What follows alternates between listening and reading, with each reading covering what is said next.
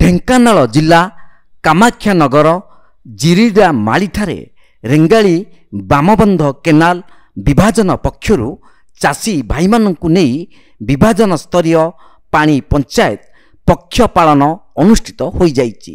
କାମାକ୍ଷାନଗର ରେଙ୍ଗାଳି ବାମପାର୍ଶ୍ୱ କେନାଲର ଅଧୀକ୍ଷଣ ଯନ୍ତ୍ରୀ ଅମିୟ କୁମାର ସାମଲଙ୍କ ନେତୃତ୍ୱରେ ଆୟୋଜିତ କାର୍ଯ୍ୟକ୍ରମରେ ମୁଖ୍ୟ ଅତିଥି ଭାବେ ରାଜ୍ୟ ସରକାରଙ୍କର ମାନ୍ୟବର ଖଣି ଇସ୍ପାତ ଓ ପୂର୍ତ୍ତ ବିଭାଗ ମନ୍ତ୍ରୀ ପ୍ରଫୁଲ୍ଲ କୁମାର ମଲ୍ଲିକ ଯୋଗଦାନ କରିଥିଲେ।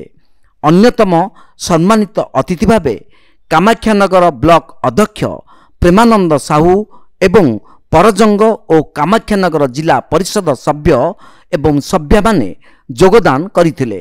କୃଷି ଓ କୃଷକ ପାଇଁ ଏହାର ଉପଯୋଗିତା ଏବଂ କୃଷକ ଭାଇର ସମସ୍ୟା ସମ୍ପର୍କରେ ବିସ୍ତୃତ ଆଲୋଚନା କରାଯାଇଥିଲା।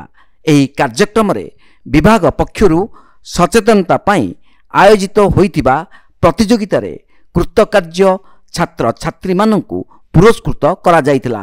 ଶେଷରେ ସଫଳ ଚାଷୀ ଓ ଶ୍ରେଷ୍ଠ ପାଣି ପଞ୍ଚାୟତକୁ ଅତିଥିମାନଙ୍କ ଦ୍ୱାରା ସମ୍ମାନିତ କରାଯାଇଥିଲା।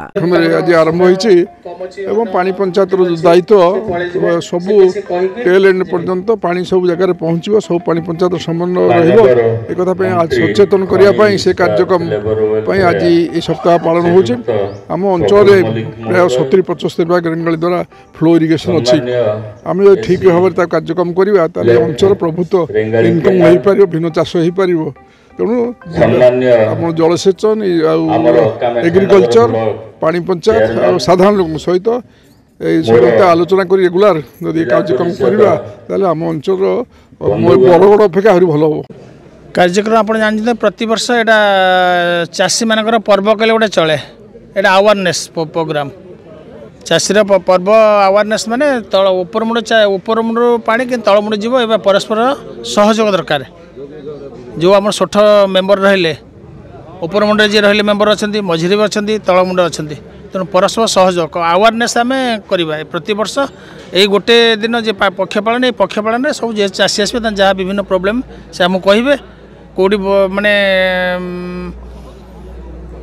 जहाँ प्रोब्लेम ये आम आपस समाधान द्वारा ये किसी हो पारे जहाँ हम नेक्स्ट यापर भी आम शुणिले। कामाक्षानगर प्रकाश कुमार पात्र रिपोर्ट तीर्थक्षेत्र लाइव।